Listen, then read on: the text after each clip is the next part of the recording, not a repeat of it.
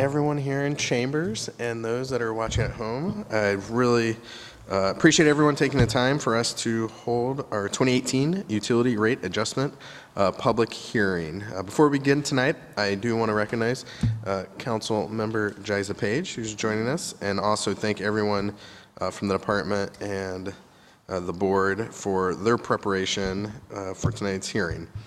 We have Department Public Utilities Director Tracy Davies, Assistant Director Jonathan Lee, appreciate you both being here, as well as Mr. Steve Gladman, who chairs the Sewer and Water Advisory Board. I appreciate all the work of the board and for you taking the time to share with us the rates and recommendation. I do want to thank the members of the public again for coming down to City Hall and those tuning in at home to learn more about our process. I do want to remind those members of the public that are here who do wish to speak to fill out a speaker slip before the public testimony portion of the hearing. As mentioned, the purpose of this hearing is to review and comment on the proposed 2018 water and sewerage rates for the City of Columbus. We'll also hopefully be able to discuss a little bit about the department's payment assistance programs for low-income residents and seniors using City of Columbus utilities. This hearing will be available to the public on the columbus.gov YouTube channel and is currently streaming live online on the CTV website and broadcasting on Spectrum Cable and WOW on Channel 3 and AT&T Uverse on Channel 99. With those brief comments, I will turn it over to you, Director, to introduce our presenters and provide any other comments. Thank you, Chairman Stinziano and Councilmember Page. We appreciate the opportunity to be able to review our proposed rate adjustment for 2018. I just want to make a couple of comments before I turn this over to our Sewer and Water Advisory Board Chair, Steve Gladman, and Assistant Director, John Lee. Like our 2017 spending plan, the 2018 budget is essentially a zero growth budget or a continuation budget for the department. The department continues to focus our spending on superior customer service for more than 1 million Central Ohio residents, our critical infrastructure improvements, and retiring our debt. Our capital needs are driven by three main factors: regulatory compliance, system maintenance, and development needs that help us meet the demands of our growing region. We continue to see a consistent account growth across our revenue spectrum. This allows us to minimize our proposed rate adjustment that Council will consider. In fact, the budget for the Division of Water, one thing I wanted to point out, is 2.6% lower than the 2017 budget. So we're really trying to keep our costs in perspective and being as efficient as we possibly can. I know Mr. Lee will be highlighting these numbers not only tonight but in future budget presentations to the community and to City Council. I want to remind everybody that these are modest increases to our rates that are being accomplished while continuing our low-income and senior discount programs to thousands of eligible families and residents. I also want to take the time to thank John Lee, our Assistant Director, and our administrators of the Division of Water and Sewer and Drains for their continued efficiency and ensuring that our rate increases are at a low rate every year. With that, Mr. Chairman, I'm happy to answer any questions or turn this over to Steve Gladman, the chairman of our board. Do you have any questions, Council Member?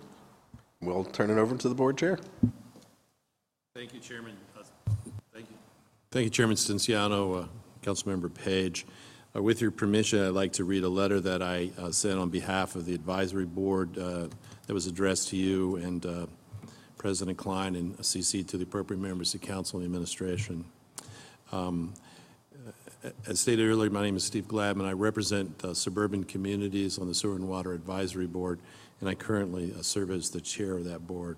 And our primary function is to receive information from staff and then make appropriate recommendations to council on the proposed rate increases. So I'll read the letter that we have prepared with our recommendations.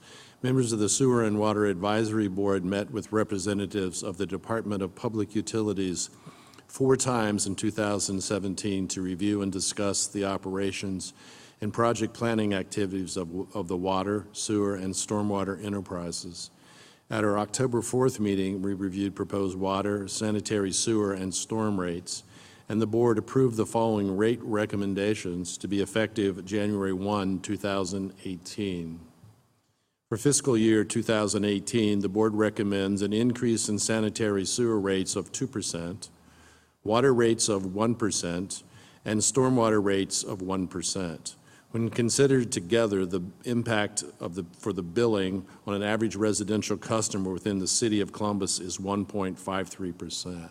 And I believe in Mr. Lee's presentation, he'll actually speak to the dollar significance of that for a typical user.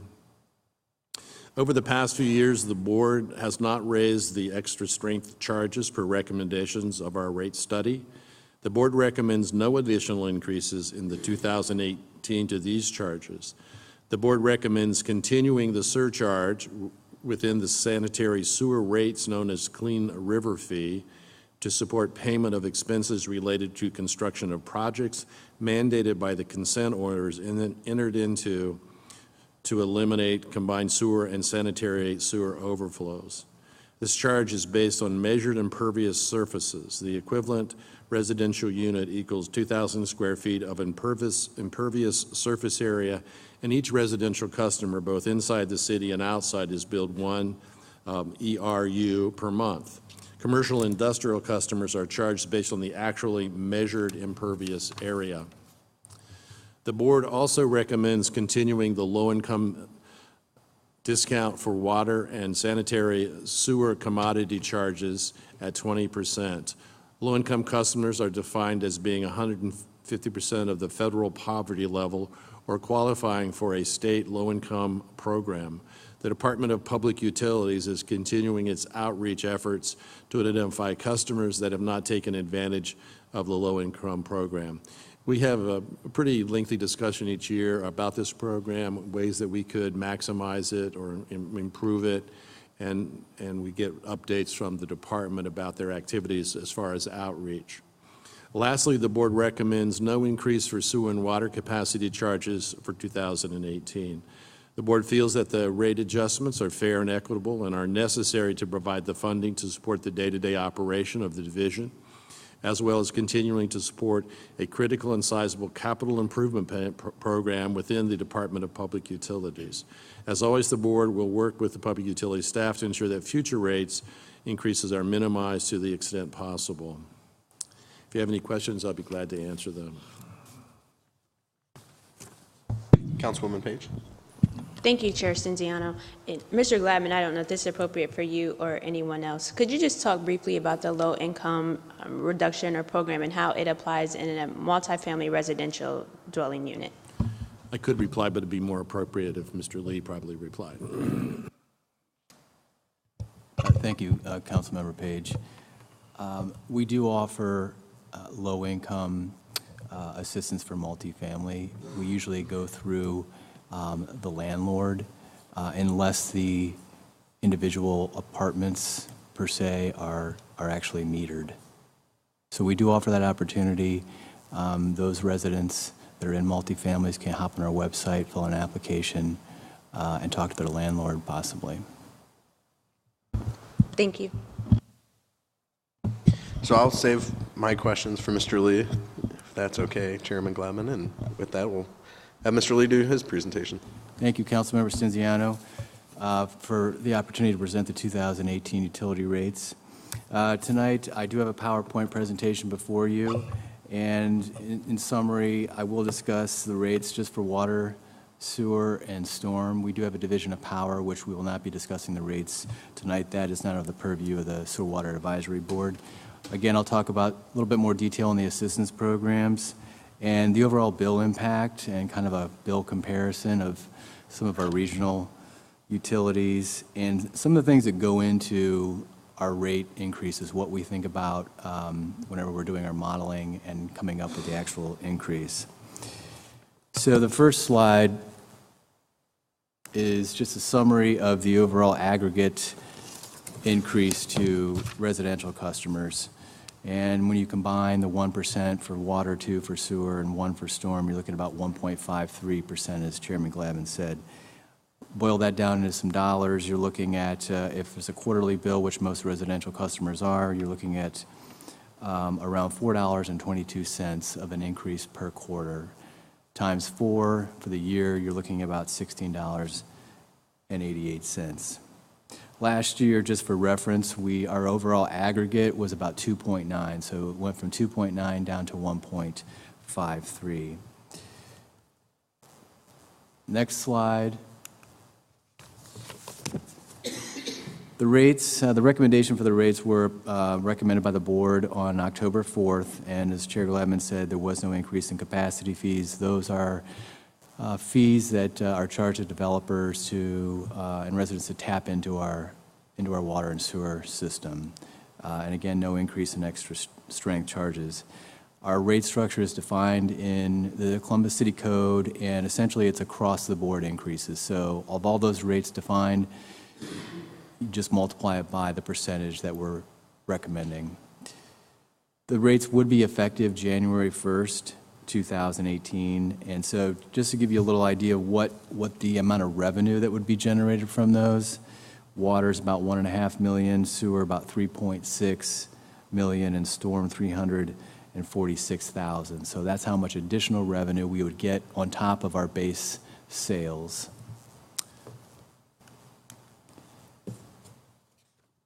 A little bit more detail on the bill impact, just to kind of give you a frame of reference what some of the inside city residents are paying versus outside versus low income. As I mentioned, you're looking at about a $4.22 quarterly increase. Our estimate right now, a little on the high side of 30, this is based on 33 CCFs. That's how much consumption they use. It can range from 20 to 30. 30 is kind of an estimate of a family of four in a little bit of a larger household. So their bill will go up from $275 roughly to $279. Outside city, the code, in the city code, we charge a little bit higher rate for the outside customers. And so you can see their bill is a little bit over $300 going up to $307. With the discount for those that apply on the low income side, a little bit lower on compared to the inside city, their total bill would go up to about $235. So some of the factors that we consider whenever we are estimating what our rates will be for the upcoming year is consumption. Consumption is a big factor, and a lot of cities across the United States are experiencing declining consumption. A lot of folks, a lot of businesses, they're just installing new efficient appliances and toilets and things of that nature. And so we've seen consumption go down. So as consumption goes down, revenues tend to go down. But fortunately, as I'll show in some future slides, we've been stabilizing, actually increasing here in the city of Columbus. And again, you know, aging infrastructure, very big component of why our rates are what they are. Underground utilities require a lot of infrastructure, and they deteriorate over time. We have things aging from 50 to 100 years underground. Again, the regulatory requirements, EPA consent orders, we've been under those orders since about 2005 and under the Clean Water Act. Rising operational costs, as the director mentioned, you know, we are maintaining and monitoring our budgets, but yet there are certain things that are somewhat out of our control, certain commodities such as natural gas and electricity that are charged by other utilities that we have to pay for. We have to factor that into our budgets. Also, cost of living increases for employees. We have not increased personnel significantly over the past few years, so yet we are still maintaining quality service levels. And again, financial targets, that's a very big factor. Since we issue a lot of debt, there's certain coverage ratios we have to maintain in order to maintain favorable ratings from bond rating companies, rating agencies, and adequate reserve levels. The next slide is just a quick discussion that, as I mentioned, our rates are lower in 18 compared to 17. I touched on the annual operating budget as well as the director did, where we are maintaining low growth. One thing that we do also consider is how can we lower our interest rates on the financing we do for our capital program. It's a debt finance program, and we have the option to issue bonds or loans. And we've been very aggressive in using the Ohio EPA loan program. They have lower interest rates in the bond market at this time, and they offer more favorable repayment plans. We have recently also, which has helped us keep the rates a little bit lower, is we had a lot of bond refundings. The interest rate environment's been low here, as you're aware, of the past few years. And so we've really taken advantage of the direction of the city auditor, and we, in total, since 2014, we've probably seen about $82 million in refund savings spread over the remaining debt service maturities of those bonds. So that's been a very big factor. And we've also been trying to maintain a steady capital program, looking at, more of a level program rather than major spikes here and there, which would require building rates to cover those. So finding the right size capital program. A little bit of history on our rates, as you can see there, a chart from 2004 to 2018. Back there in the earlier years, around 2005-06, that is when we actually entered into the consent orders. And so at that time, given our capital needs, we had to increase rates significantly. But as over time, those decreased from around 2013 to 2018. As you can see, they've been fairly level. Looking into the future, around 10 years from now, we don't forecast too much change based on the last 5 years, probably pretty comparable. It's likely that they won't be 0%. If we go 0% one year, then we're going to have to make it up with larger increases years in the future. So having level rate increases, though minimal and affordable, is part of our current strategy. On the next slide, a little bit about where we are financially from a revenue expense side. I wanted to show you a little bit about sewer and water. And you can see over time, just a snapshot comparing revenues, which, as you can see, have been increasing our expenditures. And we're careful that we have enough adequate to cover our fixed costs, particularly our debt service. That's a major fixed cost, which is a large component of our budget, almost 50% and 60% on the water and sewer side, respectively. And so the gap, having a gap in there of revenues and expenses, results in an increasing fund balance, which allows us to mitigate any kind of significant rate increases in the future. The next slide is a little bit about what's going on here in Columbus. As you can see there, account growth. We've had positive account growth since 2007. It's been very strong year over year in the past 10 years. The city, we have to take into account both account growth in the city and in the suburbs. The city's increased about 2% on account growth. We've actually seen a lot more growth in the suburbs, around 9% over that period. And likely this growth, as well as some of the consumption growth, as you can see there, is regarding population. Population growth has increased in the city since 2000. In 2016, comparing 16 to 2010, the last census, it's grown 9.3%. And then the last slide there, in that water consumption, it has been declining. It was kind of plateauing, declining a little bit from 2012 to 2014, but that we're seeing some increases over the past few years, which is a positive thing. Increases in consumption result in increased revenue, which translates into lower rates. And so again, on the consumption side, we've actually seen more on the outside in the suburbs than we have in the actual city.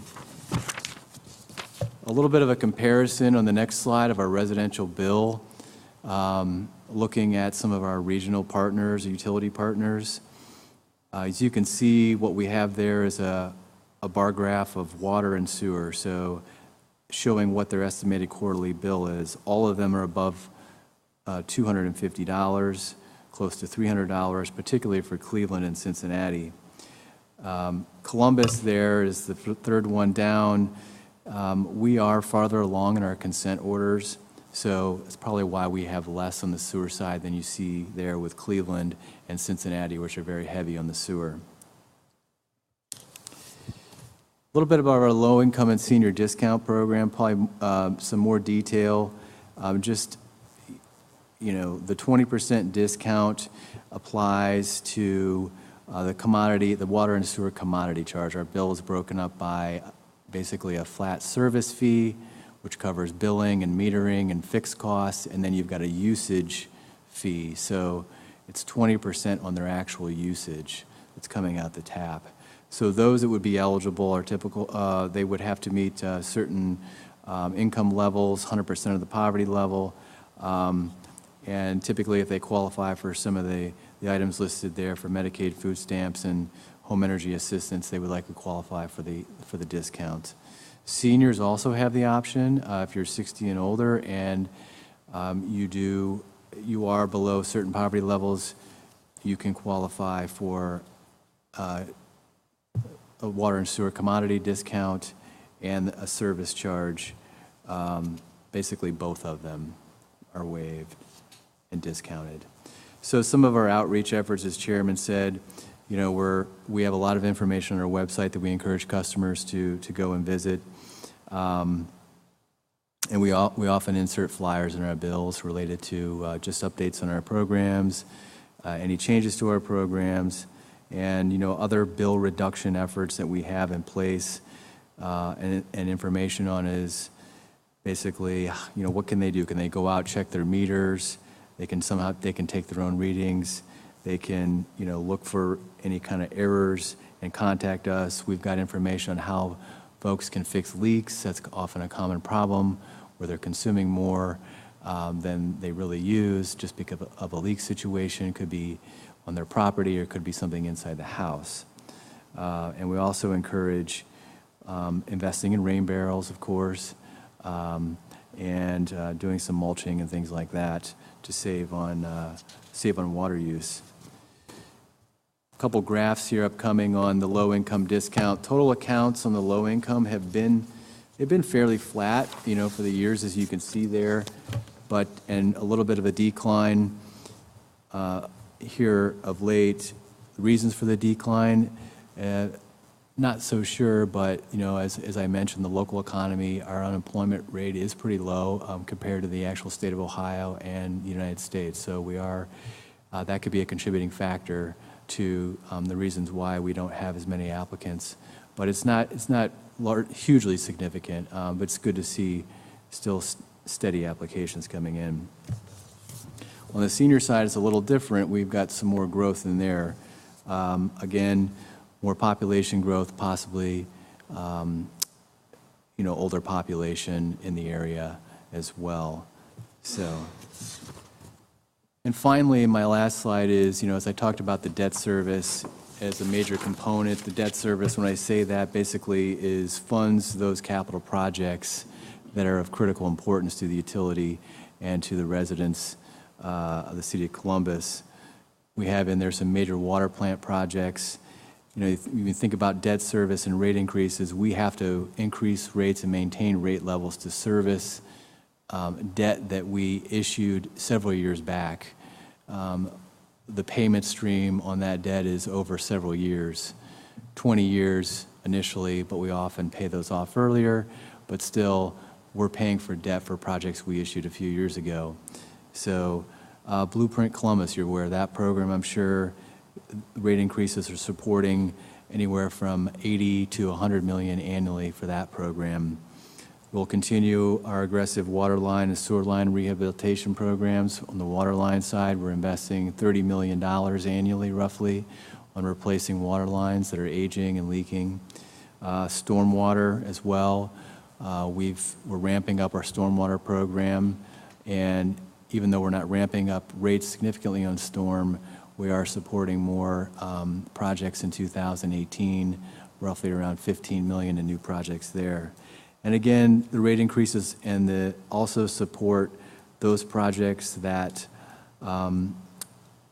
are for development and growth out in the inside of the city and outside the city, large tunnel projects, and also on the same side with the water as too. You know, we've increased capacity. That's part of the project on the water side, is providing more ability to produce more water and move it through the pipes. And again, the Orrs Tunnel, that's a past project that you're aware of that's online now. That was a major project for $364 million. We have to pay that off. The rates have to consider that as well. So with that, Mr. Chairman, Council members, I'll close my presentation and open it up to any questions. Thank you. Thank you, Mr. Lee. Always insightful and very helpful. Councilwoman Page, do you have any questions? I do have a few then. Do want to remind anyone in the audience that would like to speak to please fill out a speaker slip. And then to my questions, could you explain a little bit better a consent decree for those not familiar, what they are and the impact they have on some of our priorities or what become our priorities because of the consent decrees? Sure. Thank you, Councilmember Stinziano.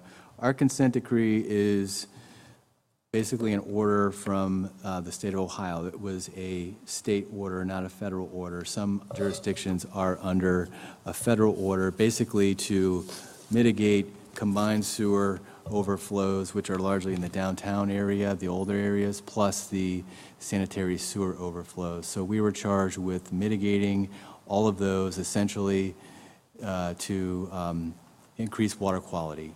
Overflows go down to the river, pollute the water. So what could we do? What projects did we have to do to comply with that? Several projects were defined for us. Largely at the very onset, when I showed you that rate increase over the 15 years with that large increase in 2005 and 6, that was to fund a lot of the major sewer treatment plant projects to upgrade those. And then we started moving out and working on the collection system, which we're doing now.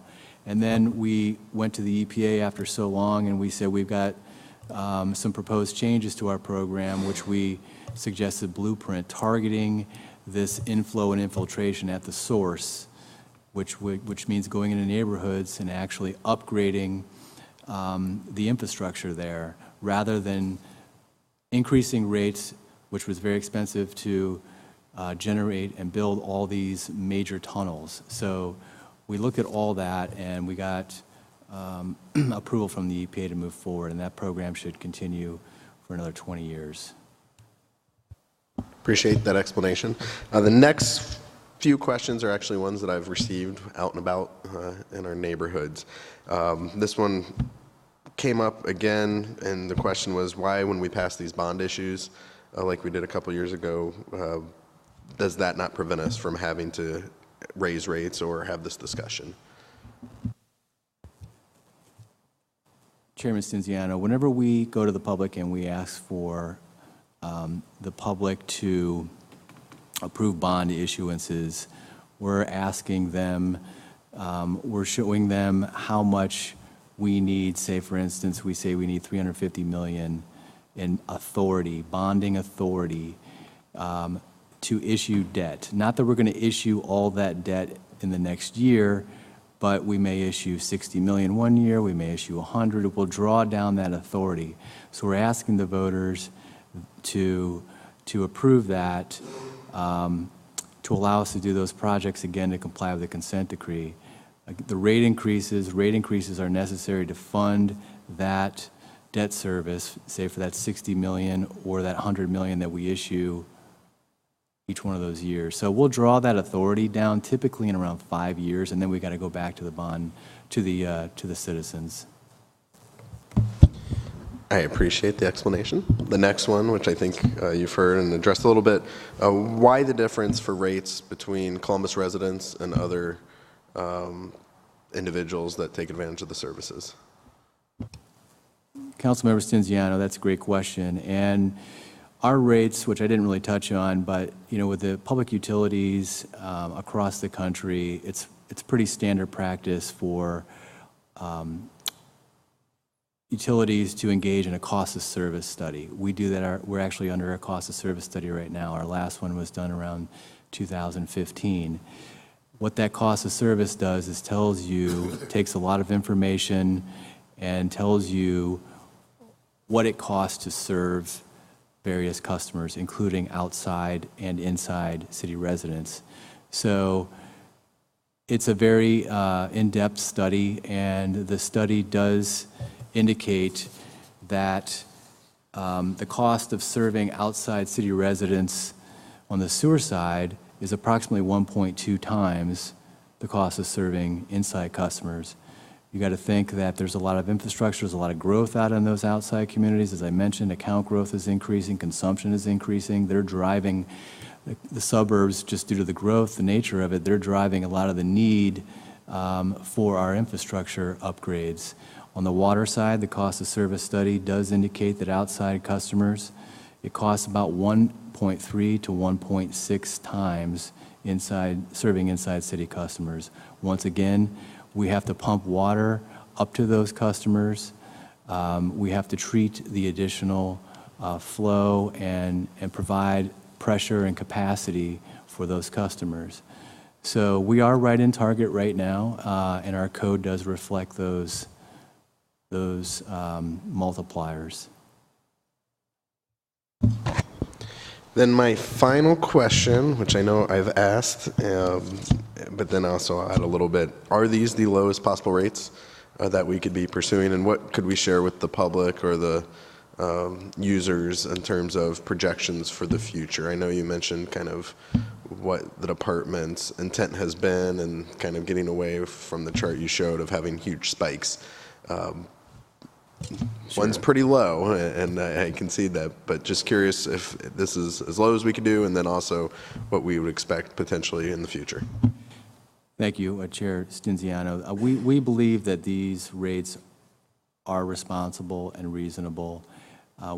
As I mentioned, for the public's benefit, we don't want to get in a situation, yes, we could go low, we could go to zero,